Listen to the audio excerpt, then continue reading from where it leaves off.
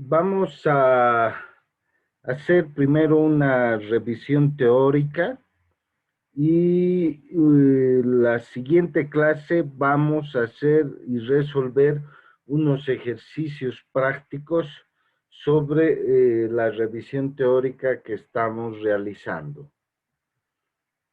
Un aspecto relevante e importante a recordar tiene que ver con el redondeo. En este primer capítulo vamos a recordar varios temas que tienen que ver con fundamentos matemáticos, sobre los cuales ustedes ya no pueden tener ningún tipo de duda, y que el hacer cálculos equivocados puede llevarles a tener errores al momento de tomar una decisión. Entonces, vamos a empezar esta revisión con lo que es el redondeo. El redondeo no es otra cosa que el reducir el número de decimales que hay en una mantisa, en un número cualquiera, en un número natural, de manera que para evitarnos la complejidad de hacer cálculos con decimales muy grandes, pues nosotros los reducimos para que estos valores puedan hacerse de manera fácil y sencilla y podamos trabajar con calculadoras. Fíjense este número tiene una parte de unidades que corresponde a los números que están de la coma a la izquierda. Eso llamamos unidades.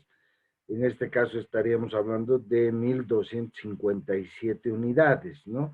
Y hay otra parte que son los decimales que corresponden a la mantisa. La mantisa es la que está de la coma hacia la derecha, que nos representa una numeración, y esta numeración tiene una serie de valores.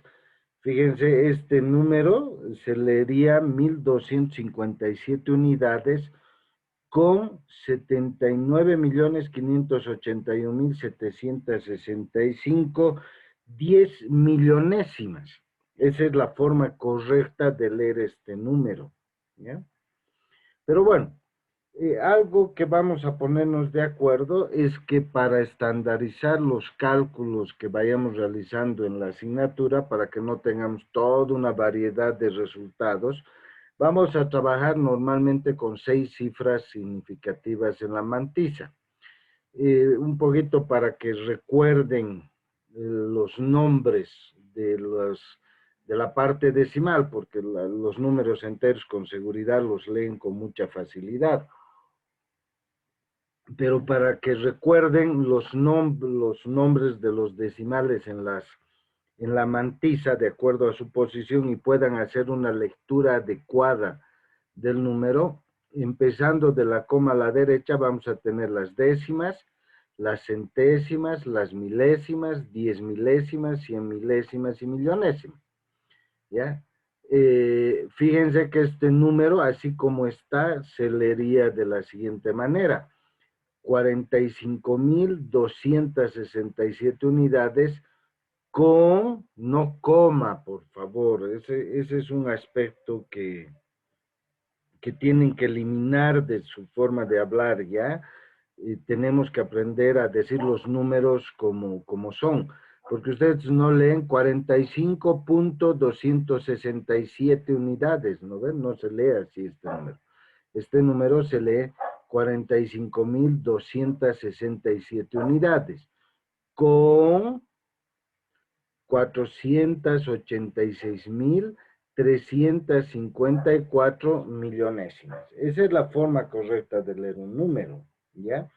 Yo algo que les voy a exigir en la asignatura es que hagan un uso adecuado del lenguaje, no solo para la lectura del número, sino también al momento de hablar. No quiero nunca más escucharles y ustedes guíen en sus familias en el uso del lenguaje. Por ejemplo, se dice el agua y el plural son las aguas. El calor, ¿ya? Los calores, esa es la forma plural. No hay la calor, eso no existe. No van a utilizar ese término, por favor. El que el resto de la gente hable porque no tiene una buena formación profesional, está bien, pero ustedes no pueden equivocarse, ¿ya? Es el riel, los rieles, ¿ya? Y palabras así que les voy a ir corrigiendo según vayamos hablando. No lo tomen a mal, por favor, sino que tenemos que aprender a hacer un uso adecuado de este hermoso idioma que tenemos, ¿no?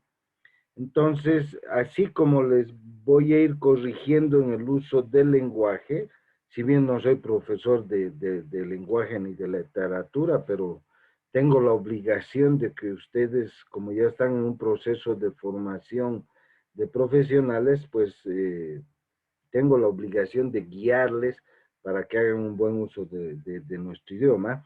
Asimismo, les voy a ir guiando para que hagan un buen uso de los números al tiempo de leerlos, ¿no? Terrible es que me digan 45.267 unidades, eso no entiendo yo qué número es. Para mí es 45.267 unidades. Fíjense que el punto es para separar las unidades de 1000 y la coma nos sirve para separar los números enteros de la mantisa y de los decimales que componen una mantisa, ¿no? Y como hemos dicho que vamos a trabajar con 6 cifras significativas, entonces les hago recuerdo del número el nombre de la posición de cada uno de los decimales según ocupen la mantisa, ¿ya? Fíjense que si este número solo sería hasta el 6, hasta las milésimas, el número tendríamos que leerlo así: 45.267 unidades con 486 milésimas. Punto. ¿Ya? Esa es la forma de leer los números. Bueno, al momento que nosotros trabajemos con números, según el tipo de resultado que tengamos que dar, vamos a tener que hacer un uso racional de los mismos números. ¿Eso qué significa? Por ejemplo, si vamos a expresar el resultado en personas, en cantidad de personas, puede ser que el resultado del cálculo obtengamos este número, ¿no? De los 45.267 con 486.354 millonésimas. Pero bueno, ese es un número, ahora tenemos que hablar de personas.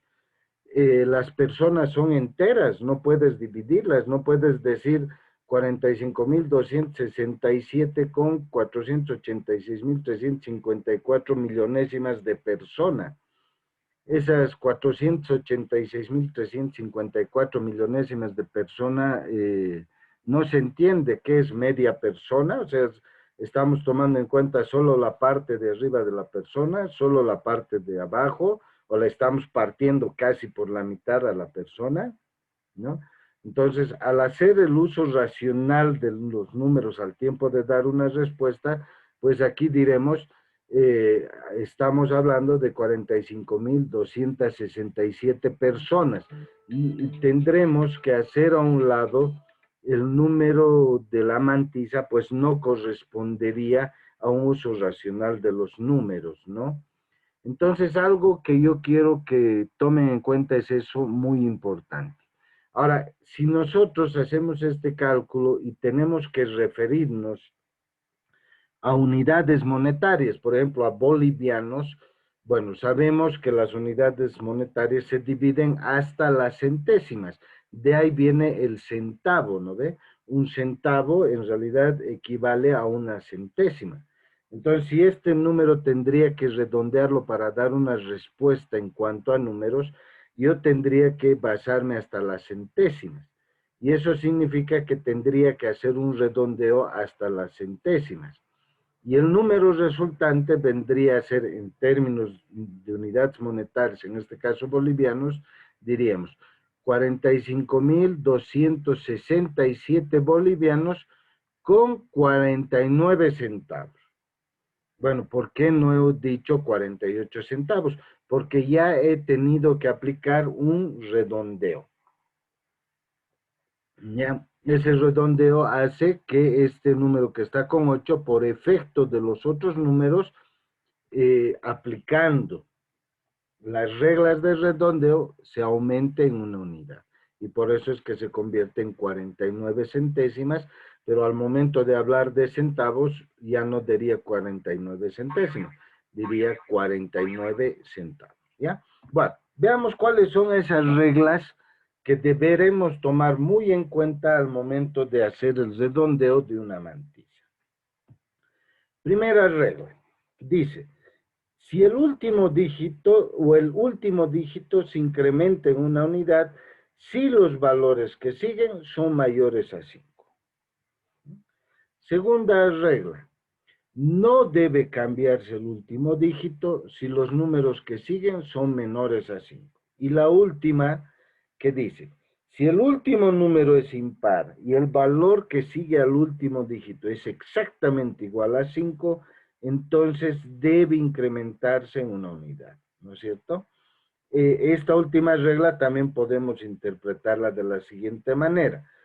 Si el número es par y el que le sigue es exactamente igual a 5, entonces no deberá modificarse el número, ¿ya? Estas tres reglas ustedes deben tenerlas presentes siempre. Muchos de los errores al momento de redondear vienen porque no se utilizan adecuadamente estas reglas. Veamos algunos ejemplos del uso de estas reglas. Tenemos un número que dice 103 unidades con 14.167 100 milésimas. Y nos pide que redondeemos a las centésimas. Entonces, veamos, para las centésimas sería décima, centésima, ¿no es cierto? Si vamos viendo la posición y los números, entonces tendríamos que redondear a el 4 como último número del redondeo. En este caso, viendo las reglas nos dicen que si el número que le sigue es menor a 5, o sea, 1 es menor a 5, entonces el número permanece igual, ¿ya? El número resultante entonces sería 103 unidades con 14 centésimas, al aplicar las reglas. Siguiente ejemplo, nos dice que este número lo redondeemos a las décimas. Este número es 5.241 unidades con 263.511 millonésimas. Ahora redondemos a las décimas, eso es redondear al número 2. De la coma ya empieza primero las décimas, ¿no ve? Décima, centésima, milésima, etc. Entonces estamos hablando de que redondear al 2 significaría redondear a las décimas. Para hacer el redondeo, ¿qué es lo que hacemos?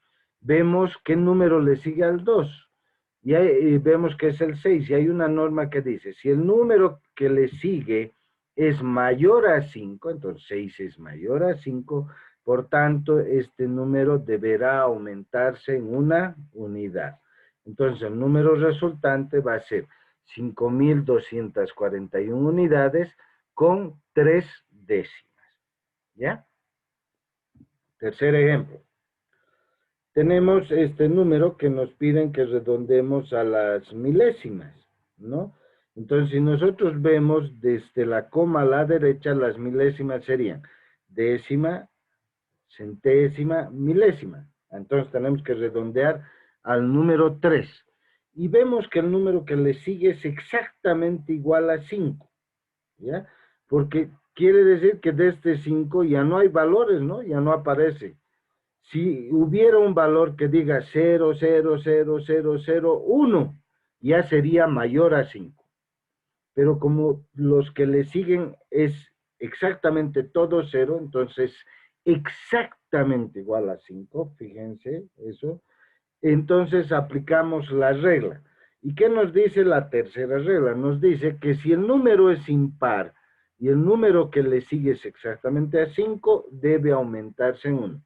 Si el número fuera par y este fuera exactamente igual a 5, ese número no habría que modificar. Pero como en este caso el número es impar, entonces se aumenta en 1. Y por tanto el número resultante vendría a ser 7 con 264 milésimas. ¿Ya? Entonces tomemos muy en cuenta estas reglas de redondeo para no cometer errores en el futuro. Bien, veamos ahora un otro fundamento matemático que estamos recordando. Todo esto, por si acaso ustedes ya lo han visto en colegio y con seguridad también han visto tanto en matemáticas como en estadística matemática o estadística probabilística en la universidad.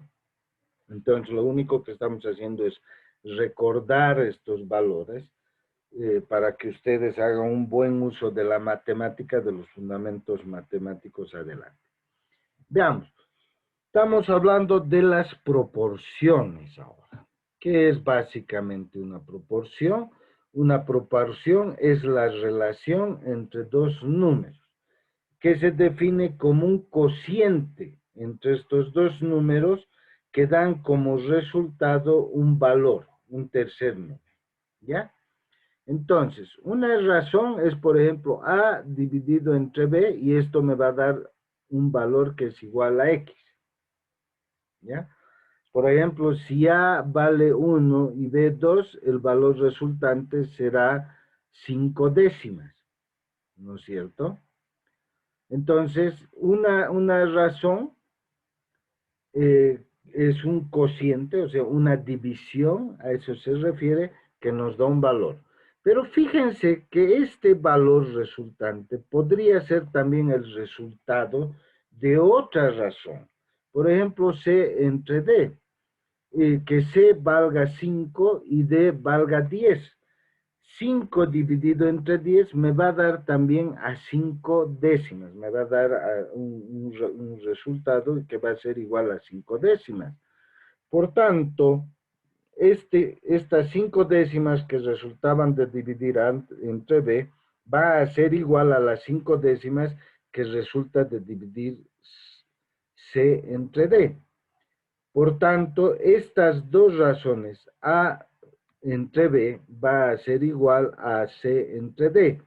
Entonces, ahí se estaría creando lo que es una proporción. Es decir, el cociente A entre B es proporcional a C entre D.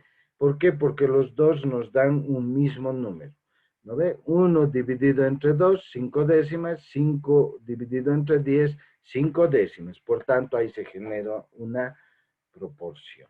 Bien, sobre estas proporciones, que pueden haber miles por si acaso, surge un teorema, el teorema de Eudoxio, que dice que en toda proporción el producto de los medios es igual al producto de los extremos. Es decir, si yo hago una multiplicación, a eso se les refiere producto, de A por D va a ser igual a B por C. Entonces ahí se genera y se aplica el teorema de Teodoxio. Este teorema que nos permite igualar los valores de una proporción, sus valores medios y extremos, ha dado lugar a un valor o a una proporción y a una aplicación que es conocida como la regla de 3 simple. ¿Qué nos dice esta regla de 3 simple? En una proporción, ya sea aplicando el teorema de Eudoxio o simplemente manteniendo la proporción, nos dice que si nosotros conocemos el valor de 3 de las 4 variables que intervienen, podemos calcular la cuarta variable. Por ejemplo, si conoceríamos D, B y C sus valores, podríamos calcular el valor de A. simplemente tendríamos que despejar A de esta proporción. En este caso, si vemos el teorema de Eudoxio, si queremos conocer el valor de A, lo único que hacemos es pasar D al otro término, que aquí está multiplicando, pasaría a dividir, y ahí podríamos calcular su valor. O en esta proporción, lo mismo. Pasamos B, que está dividiendo al otro término, y tendríamos B por C dividido entre D, y ahí podríamos calcular A, ¿ya? Entonces, estas proporciones nos han permitido a nosotros, a partir del teorema de Eudoxio, poder resolver una serie de ejercicios relacionados con las proporciones, y que una de las aplicaciones y nombres más comunes es la regla de 3 simple, ¿no? Veamos un ejemplo. Dice, 8 libros cuestan 18 bolivianos. ¿Cuántos bolivianos costarán 35 libros? Si nosotros hacemos un planteamiento, vamos a decir que 18 bolivianos nos permiten comprar 8 libros. Por tanto, Y bolivianos nos van a permitir comprar 35 libros. Entonces, fíjense, aquí ya se está planteando dos cocientes y una proporción. El precio unitario de cada libro va a ser el mismo para ambos casos. Entonces, 18 dividido entre 8 va a ser como Y esté dividido entre 35. Ahí tenemos una proporción, ¿no ve? 18 es a 8, como Y es a 35. Ahora, para resolver esto, lo único que tenemos que hacer es despejar 35, es decir, 35 que está dividiendo va a pasar a multiplicar, y así vamos a poder saber cuántos bolivianos vamos a necesitar para comprar los 35 libros. Y esto nos va a dar 78 bolivianos con 75 centavos para poder comprar los 18 libros, ¿no? Todas las proporciones sirven para eso, y este es un uso muy útil, y por si acaso nosotros hacemos bastante uso de este tipo de proporciones en nuestra vida diaria, aunque probablemente nos hemos olvidado del teorema de Eudoxio y de las proporciones, y simplemente decimos, hay que aplicar la regla de 3. Bueno, sí, pero ahora ya estamos recordando que esa es una proporción, y que de esa proporción ha surgido un teorema que es lo que nos permite a nosotros hacer la aplicación de regla de 3. Hay una proporción también que utilizamos bastante, sobre todo en el mundo financiero. Son los porcentajes. Y aquí sí tienen que tener mucho cuidado, por favor, al hacer las conversiones de números a porcientos. No se puede hacer un uso indistinto, ¿ya? Veamos primero qué es un porcentaje. Un porcentaje es una proporción, es una razón que toma como base el dividir un todo en 100 unidades, ¿ya? También los porcentajes expresan lo que se llama un número relativo. Los números enteros o absolutos son unidades que reflejan algo permanente. Por ejemplo, podemos decir una manzana, ese es un valor absoluto, ¿ya? Ahora, si nosotros decimos el 50% de una manzana, estamos diciendo que ese total de la manzana la estamos dividiendo en 100 partes, y que estamos tomando 50 de esas partes. El 50% de una manzana es media manzana, ¿no ve? O sea, 5 décimas de manzana, que vendría a ser media manzana. Pero fíjense, el 50% es un número relativo, porque expresa una unidad dividida en 100 partes, de las cuales estamos tomando 50. Pero una manzana es una manzana, y 5 décimas de manzana significa la mitad de una manzana, ¿ya? Entonces hay que tomar muy en cuenta las diferencias sustanciales entre números relativos y números absolutos. Los porcentajes es una proporción que divide un total en 100 partes y que de esas 100 partes estaríamos tomando una cantidad de partes, ¿ya? Por eso es un número relativo. Ese porcentaje o ese por ciento o tantos por ciento significa tomar una parte de algo que está dividido en 100 partes. Veamos este ejemplo. El 53% es equivalente, no igual, equivalente a decir estoy tomando 53 partes de un todo que está dividido en 100. ¿Ya? Ahora, esta razón, 53 dividido entre 100, es igual a 53 centésimas. Este número está expresado en términos absolutos, 53 centésimas, pero este valor está expresado en términos relativos, 53%. El 53% es equivalente a 53 centésimas. No es igual, fíjense las pequeñas diferencias, ¿no ve? Equivalente, por eso es que utilizo 3 rayitas, igual 2 rayitas. 53 dividido entre 100, o sea, un número absoluto, 53 dividido entre otro número absoluto que es igual a 100, es igual a un tercer número absoluto que es 53 centésimas, menos de una unidad. Pero este número absoluto puede expresarse en números relativos tomados de 100 en 100 al decir 53%. ¿Ya?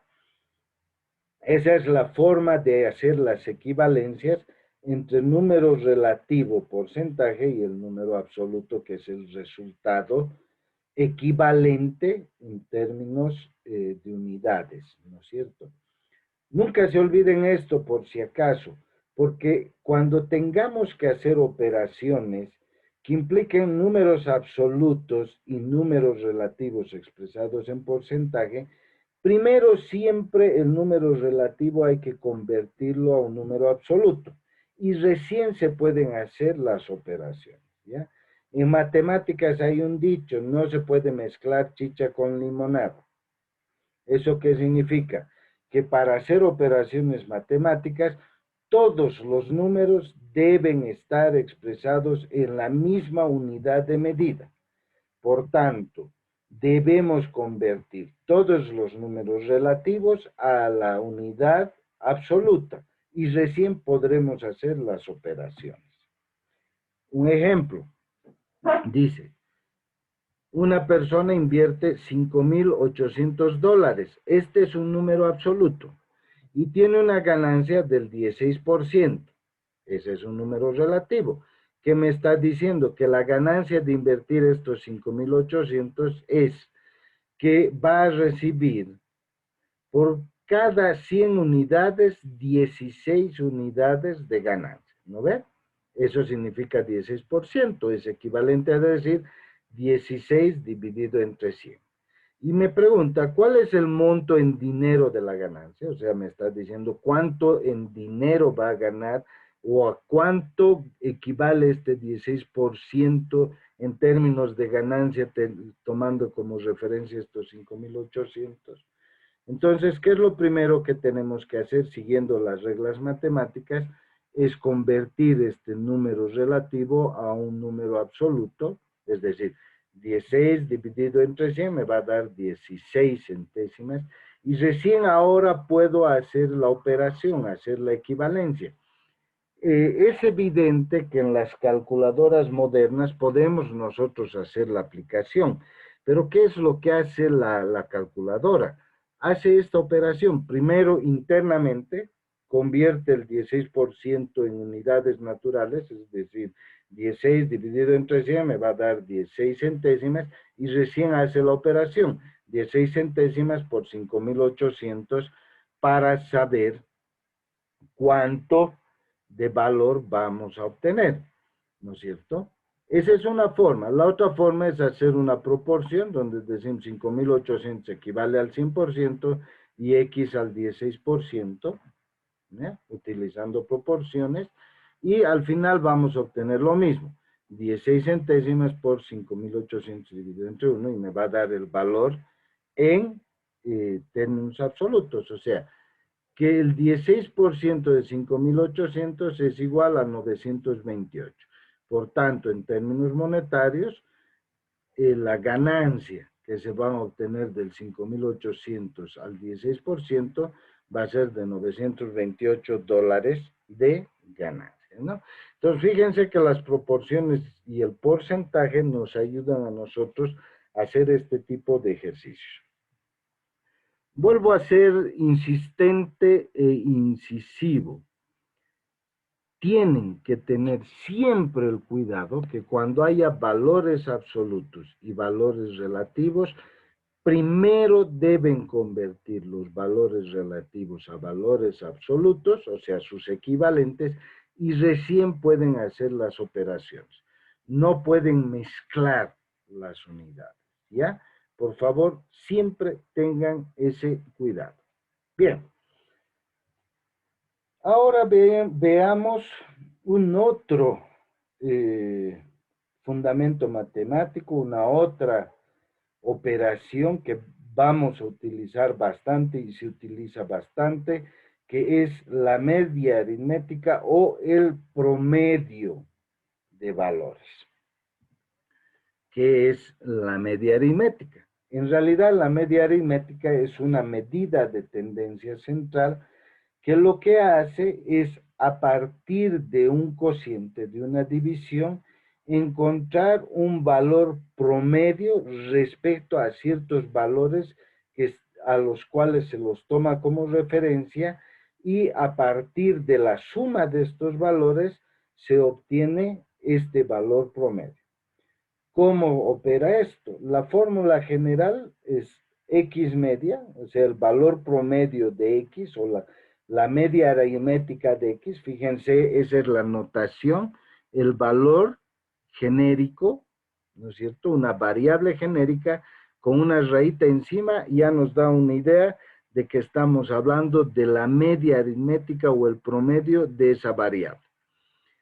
Y para calcular eso, lo único que tenemos que hacer es aplicar la sumatoria de los valores que toma esa variable, valores J, desde 1 hasta el último término, que es n, y dividir esa sumatoria entre el número de términos. ¿Cómo se aplica esto? Entonces tomaremos el valor x1 más x2, x3, etcétera, etcétera, hasta n, lo sumamos y dividimos entre el número de variables que existen. ¿Ya? Eso es lo que nos da la media aritmética. Eso es un valor promedio que nosotros utilizamos mucho, ¿no es cierto? Aquí tenemos un ejemplo, ¿no? Nos dice, un inversionista los últimos 5 meses tuvo los siguientes ingresos expresados en bolivianos. El primer mes 3.250 bolivianos, el segundo mes 2.800, el tercer mes 4.150, el cuarto mes 3.120 bolivianos y el último mes 3.700 bolivianos. ¿Cuál fue el ingreso promedio que tuvo? O sea, sabemos que no ha tenido siempre el mismo ingreso, ha tenido una variación de ingreso. Sin embargo, como una medida de tendencia central, o sea, tratando de normalizar esos valores, nosotros podemos calcular la media aritmética de esos valores. ¿Y qué es lo que hacemos aplicando la fórmula? Me dice, debemos sumar los valores y dividir entre el número de variables que existen. En este caso, el número de variables son 5. 1, 2, 3, 4, 5. Perdón, se pasó. Y el n vendría a valer 5. Y lo que hacemos es sumar estos valores, 3.250 más 2.800 más 4.150 más 3.120 más 3.700, y ese valor de la sumatoria dividimos entre 5. Por tanto, el inversionista ha tenido un ingreso mensual promedio de 3.404 bolivianos. Entonces, ¿eso para qué nos serviría, digamos? Si quisiéramos saber cuál va a ser el valor probable de ingresos que va a tener el sexto mes, en función al histórico, a la tendencia que ha tenido los últimos 5 meses, nosotros podríamos decir, este inversionista probablemente el sexto mes va a tener un ingreso promedio de 3.404. Ahora, ¿será que va a tener exactamente los 3.404? En realidad no, pero de que va a estar por ahí cerca, sí, y probablemente sí tenga. ¿Por qué podemos decir que no necesariamente va a ser? Porque en el histórico nunca ha tenido 3.404, pero de alguna manera estos valores han estado próximos o un poco por encima o un poco por debajo de estos 3.404, ¿no es cierto? Bien, cuando empezamos a hacer pronósticos, este tipo de análisis, surge entonces la pregunta, pero si nosotros tendríamos que tomar una decisión en función al valor que probablemente va a tener en el futuro y que esta nuestra decisión no sea errada, por ejemplo, queremos sacar un crédito y queremos saber si vamos a poder pagar el crédito y quisiéramos saber cuánto tendríamos más o menos en rango para saber si vamos a cubrir o no ese crédito.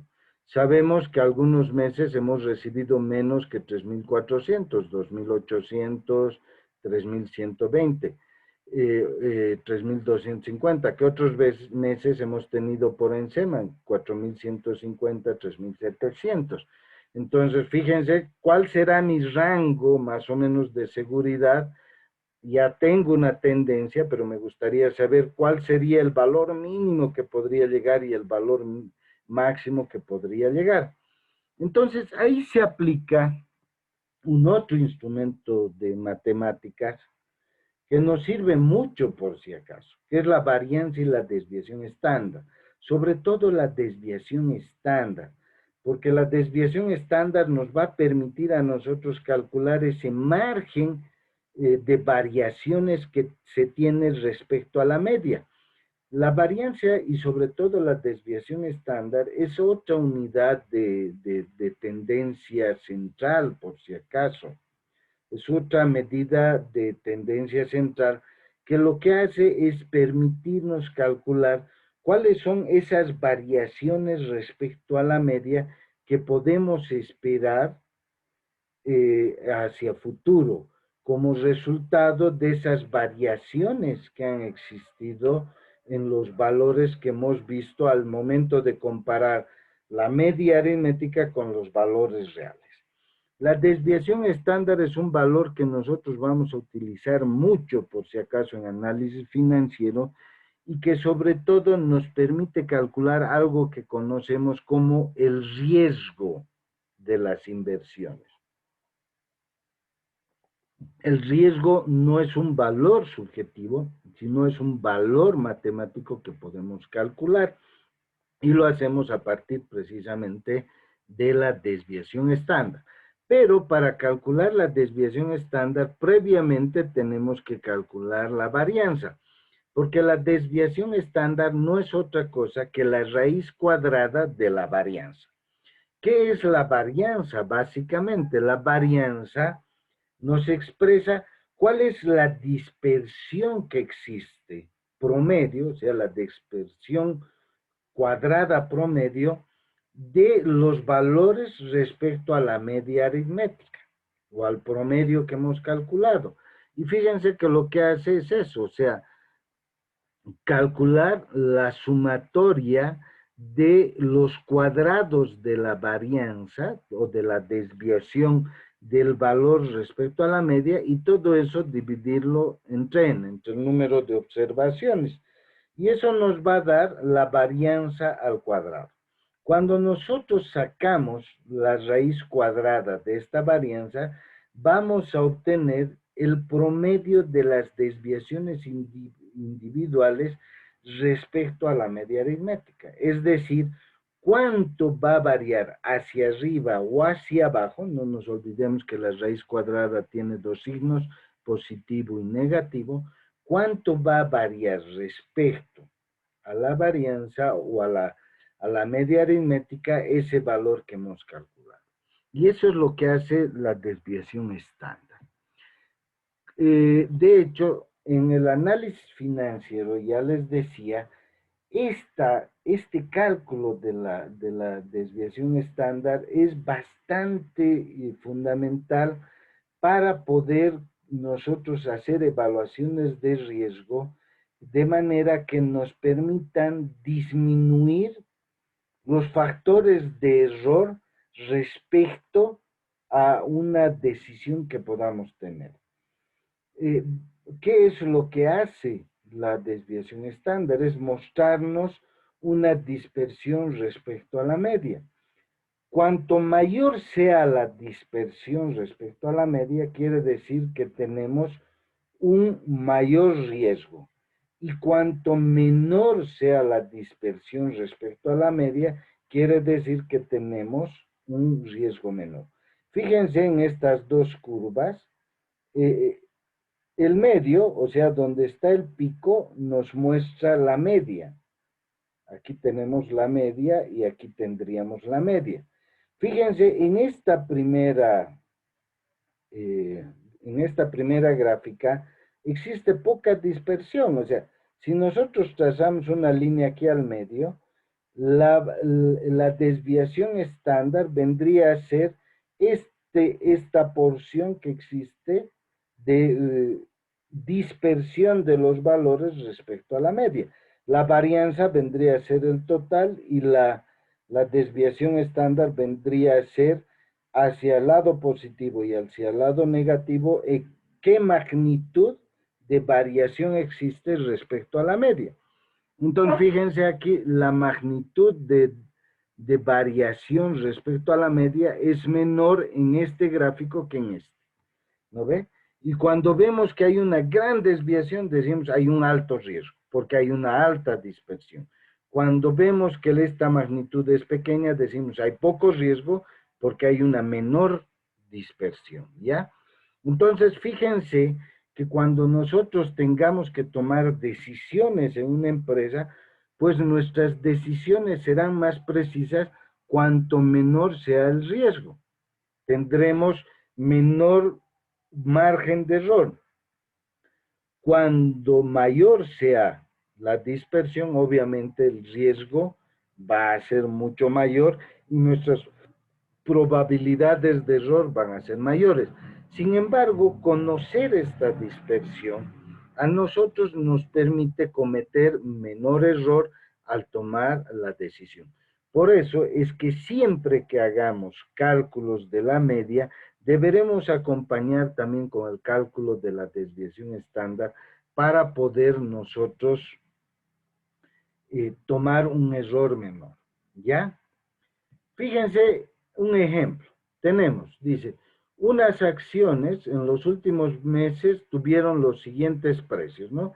De enero a septiembre tenemos los diferentes precios en dólares, 5.25, 4.85, etcétera, etcétera, hasta 5.81 dólares, 5 dólares con 81 centavos en septiembre.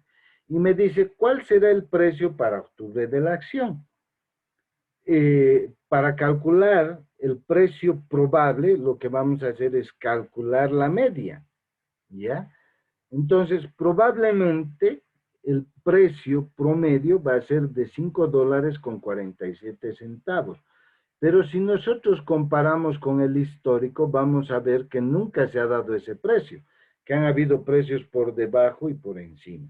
Ahora, imaginémonos que nosotros queremos comprar esta acción, tenemos la información. Para comprar la acción, nosotros tendremos que buscar el precio más bajo. O sea, cuando este precio esté más bajo, nos convendrá comprar la acción, ¿no es cierto? Pero para saber cuál va a ser el precio probable más bajo, tendríamos que nosotros no solo guiarnos por la media, sino también guiarnos por las variaciones que ha tenido esta media para ver en las fluctuaciones o cuando en la bolsa de mercado empiecen las ofertas, ¿en qué momento compramos la acción? ¿No es cierto? De manera que esté en el precio más bajo. Y no se olviden que cuando entramos a bolsa de valores buscamos obtener ganancias, ¿no ve? Este análisis para la compra también tendría su lógica para ver en qué momento vendemos. O sea, compramos en el precio más bajo, pero si vemos que hay una tendencia, una vez que hemos comprado la acción, a que vaya subiendo, ¿en qué momento venderíamos para lograr el precio más alto, de manera que en esa diferencia obtengamos una ganancia? Entonces, para tomar esa decisión, pues hacemos y es necesario que hagamos el análisis de la desviación estándar, o sea, cuánto puede que varíe este precio respecto a esta media que hemos calculado. Y veamos, iniciemos el cálculo, o sea, tenemos los valores, tenemos la media y tenemos que aplicar la fórmula, ¿no? Que nos dice que es la raíz cuadrada de la varianza, y para poder calcular la varianza lo que nosotros tenemos que hacer es primero calcular las desviaciones. Voy a volver a la fórmula de la varianza. Fíjense, primero tengo que calcular las desviaciones respecto a la media, después calcular el cuadrado y a partir de ese cuadrado recién calcular la media, que vendría a ser el promedio cuadrado, y luego le saco la raíz cuadrada. Entonces tengo que hacer ese procedimiento con estos valores, ¿no? Primero calculo las diferencias, luego calculo el cuadrado. Yo sé que el número de términos son 9. Una vez que he calculado el cuadrado, divido entre 9 y a eso le saco la raíz cuadrada, ¿ya? Entonces, ahí voy a tener que la desviación estándar va a ser más o menos 41 centavos de dólar. Eso quiere decir que este precio puede variar hacia arriba hasta en 41 centavos o hacia abajo hasta en 41 centavos. Entonces, eso me va a dar tres probables escenarios que vayan a ocurrir en el mes de octubre respecto al precio de esta acción. El primero es que caiga en la media, o sea, que sea de 5 dólares con 47 centavos, que sería un precio referencial, pero podría darse que exista una variación hacia arriba en el precio, es decir, que por efecto de las variaciones que ha tenido en el histórico, podría llegar a costar hasta 5 dólares con 88 centavos, es decir, alcance el precio máximo por efecto de la desviación. O a la inversa, podría lograr el precio más bajo, es decir, podría caer hasta 5 dólares con 6 centavos. Bueno, el conocer este rango a nosotros nos va a permitir tomar decisiones, ¿no? Si se ponen a pensar. Si nosotros queremos comprar la acción, pues tendremos que comprar cuando la acción esté en el precio de caída. Es decir, que de la media empiece a bajar de 5.47 al precio más bajo a 5.6 centavos. Ahí tendremos que comprar la acción. Y cuando queramos querramos vender la acción, vamos a tener que agarrar en el precio de subida, o sea, cuando esté por encima de la media. ¿No ve? Entonces, fíjense que si primero compramos en el precio de bajada y luego vendemos en el precio de subida, en esa compra-venta habremos obtenido una ganancia. Ahora, si lo que queremos es simplemente invertir, pues tendremos que buscar el precio de bajada, que es cuando nosotros vamos a obtener el precio más bajo probable. Entonces, el análisis de desviación estándar nos permite a nosotros complementar el análisis del valor medio.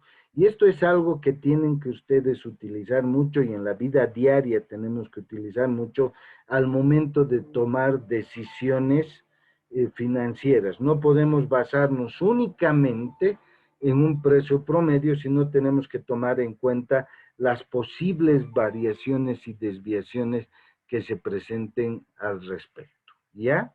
Esto es muy importante. Bien, veamos un último fundamento matemático al cual ustedes deben tomar muy en cuenta, que es la interpolación lineal. La interpolación lineal lo que hace es permitirnos a nosotros calcular valores intermedios entre dos valores extremos, entre dos puntos, ¿no es cierto? Ya pónganlo de esta manera. Entre el 1 y el 3 está el 2. Si nosotros conocemos el 1 y conocemos el 3, podemos calcular el número 2. Entonces, la interpolación lineal lo que hace es ayudarnos a nosotros calcular precisamente a través de un cálculo matemático este valor, ¿no? Hay un razonamiento que es un razonamiento que fue planteado por Newton que dice que todo punto en realidad es el resultado de una coordenada y que todos los puntos pueden ser unidos por una línea recta. Por tanto, si nosotros determinamos las coordenadas de cada punto, vamos a poder encontrar el punto intermedio entre dos puntos extremos. Y fíjense, las coordenadas no es otra cosa que una relación entre un valor y un valor x dado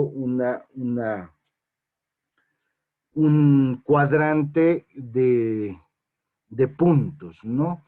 Si nosotros tenemos unas coordenadas donde y1 es a x1, y es a x y y2 es a x2, y conocemos las y1, x1, y2, x2 y x, podemos calcular el valor de y que vendría a ser el punto intermedio. Y de acuerdo a la interpolación de Newton, lo que se hace es despejar de y de las proporciones que existen entre los valores de y los valores de x, resultando una ecuación que nos permite realizar este cálculo. En este caso, la fórmula general vendría a ser esta, donde y es igual al cociente entre la diferencia de x menos x1 respecto a x2 menos x1, multiplicado este cociente por la diferencia entre y2 menos y1, ¿no?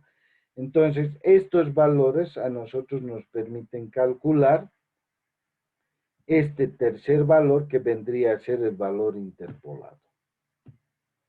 Un ejemplo, fíjense, durante la gestión 2017, las ventas del sector automotriz en la ciudad de Sucre fueron de $680,000.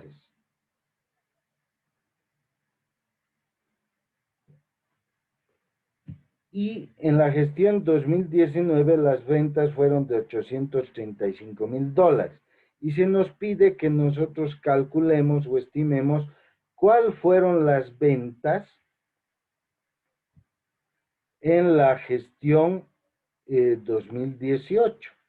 Y esto nosotros podemos hacerlo, ¿ya? Simplemente a partir de la interpolación. Entonces, construimos los ejes de X y Y. Decimos el 2017, para X1 las ventas fueron de 680,000, para el 2019 835,000, y queremos encontrar el valor de las ventas para la gestión 2018, que vendría a ser la Y, ¿no es cierto? O sea, si se fijan, en función a esto estamos construyendo esa relación, y una vez que construimos esta relación, podemos aplicar esta ecuación. Entonces, reemplazando en la ecuación de Newton, nosotros vamos a poder encontrar este valor y vamos a obtener entonces que las ventas estimadas en el sector automotriz para el 2018 será igual a $757,500, ¿no? Entonces, esta fórmula de la aplicación de Newton nos permite a nosotros el poder hacer el cálculo.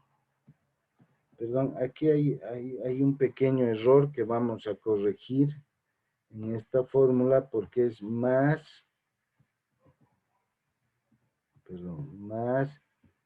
y sub 1.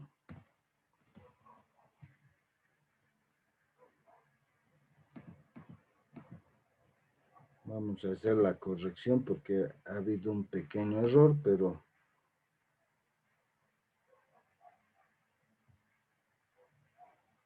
perfecto.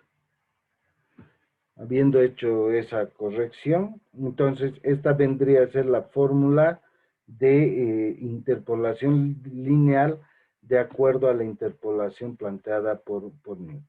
Este es otro aspecto que nosotros vamos a utilizar mucho en ingeniería económica, porque a veces nos vamos a encontrar que en una secuencia de números vamos a tener algún hueco, ¿no? Pero teniendo un valor anterior y un valor posterior, vamos a poder estimar cuál sería ese valor intermedio, de manera que nos ayude a tomar decisiones en función a un continuo, porque no se olviden que lo que hacemos en ingeniería económica básicamente es eh, analizar el pasado para intentar interpretar el futuro. Y en la medida que tengamos más información del pasado, del comportamiento del pasado, nos va a resultar más fácil poder entender, interpretar y pronosticar el futuro, ¿no? Entonces, todos estos instrumentos que estamos viendo, lo que hacen es básicamente eso, darnos esos fundamentos matemáticos para que nosotros podamos hacer esa interpretación del futuro. Y en ese sentido vamos a ver el último de los fundamentos matemáticos que nos permiten a nosotros hacer esas proyecciones hacia el futuro, que tienen que ver con la progresión geométrica. Hay progresión aritmética y progresión geométrica, pero la que más utilizamos es la progresión geométrica. Y básicamente un valor de la progresión geométrica, no vamos a ver todos los posibles cálculos de la progresión geométrica, sino aquel que realmente nosotros vamos a hacer uso y hacemos un uso constante. ¿Qué es una progresión geométrica? Básicamente es una secuencia numérica, donde cada número siguiente, o sea, donde inicia con un número y cada número siguiente es el resultado de un producto, de multiplicar el número que antecede por una razón. ¿Ya? Aquí tenemos dos ejemplos de secuencias numéricas de progresiones geométricas. El primero, que es 5, 15, 45, 135, 405, y eso puede seguir hasta el infinito, donde la razón es 3. Básicamente, ¿cómo obtenemos el número siguiente? Es una vez que iniciamos un número base, a ese multiplicamos por la razón, que en este caso sería 5 por 3, 15. 15 por 3, 45. 45 por 3, 135. 135 por 3, 405 y así sucesivamente, ¿no? Esta es una progresión geométrica creciente, pero también hay progresiones geométricas decrecientes, como la que vemos a continuación, donde la razón es un medio o 5 décimas, y lo que hacemos es, si multiplicamos 200 por 5 décimas, me da 100, es lo mismo, 200 por un medio me va a dar 100, 100 por un medio, 50, 50 por un medio, 25, y así sucesivamente. Fíjense, esa es una progresión geométrica decreciente. Bien, pero ¿qué es lo que nos interesa en las progresiones geométricas? Un valor que es muy importante, la suma de los términos de una progresión geométrica. En una progresión donde tenemos una sucesión numérica, no importa si esta es creciente o decreciente, ¿no ve? De n términos, o sea, es una progresión finita, que tiene un número inicial y un número final. nosotros podemos conocer la suma de los n términos de esa progresión, o sea, hasta un número determinado de esa progresión definido. A partir de aquí, la suma de los términos de una progresión de n términos va a ser igual al primer término multiplicado por un cociente en función a la razón. ¿Ya? Ahí tienen esa ecuación que se utiliza mucho por si acaso. Veamos un ejemplo. Dice, una persona deposita 300 bolivianos en una cuenta cada mes y esto lo hace durante 15 meses. Y queremos saber cuánto al final de esos 15 meses va a tener de dinero esa persona, ¿no es cierto? Sabiendo que el primer término, o sea, cada mes deposita 300 bolivianos, que el número de términos es 15, o sea que durante 15 meses, y que la razón es igual a 2, es decir, que cada mes deposita el doble de lo que inicialmente depositó. O sea, el primer mes depositó 300, el siguiente 600, el siguiente 1200, así sucesivamente durante 15 meses. Y ahora queremos saber cuánto en total va a tener en esa su cuenta después de 15 meses, ¿no? A partir de estos datos, nosotros aplicamos en la fórmula y podemos saber cuánto de dinero habrá acumulado o ahorrado en esa cuenta, depositando cada mes siempre el doble de lo que depositó el mes anterior, considerando que el primer mes había depositado 300 bolivianos. En este caso, al final de los 15 meses, pues va a tener 9.830.000 con, ¿cómo es? 9.830.100 bolivianos. Esa es la cantidad de dinero que va a tener en la cuenta. Entonces, la progresión geométrica y sobre todo la suma de los términos de una progresión geométrica a nosotros nos ayuda también a hacer cálculos respecto a la cantidad de dinero que se va a acumular en una cuenta dado una circunstancia, ¿no? En este caso que esta persona depositaba el doble cada mes, el doble de lo que había depositado el mes anterior, ¿no? Entonces nos permite a nosotros hacer ese cálculo.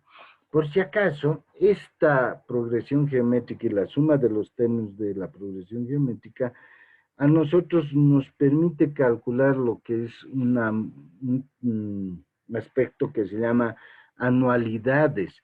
Y un uso que se hace muy frecuente de las anualidades son, por ejemplo, las aportaciones que se realizan a los fondos de jubilación, ¿no?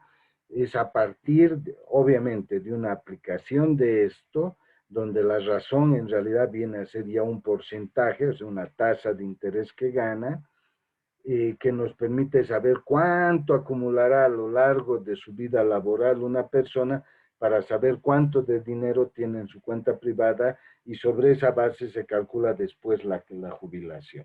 Entonces, fíjense, si bien el cálculo matemático es puro, pero el cálculo matemático nos permite a nosotros hacer cálculos ya específicos en el ámbito financiero donde nosotros nos movemos. Entonces, hasta aquí hemos hecho una revisión de los fundamentos matemáticos que nosotros los vamos a ir aplicando después en aspectos concretos del mundo financiero y que es muy útil que ustedes vayan ya revisando. La siguiente clase vamos a hacer ejercicios prácticos sobre esta parte teórica que acabamos de ver.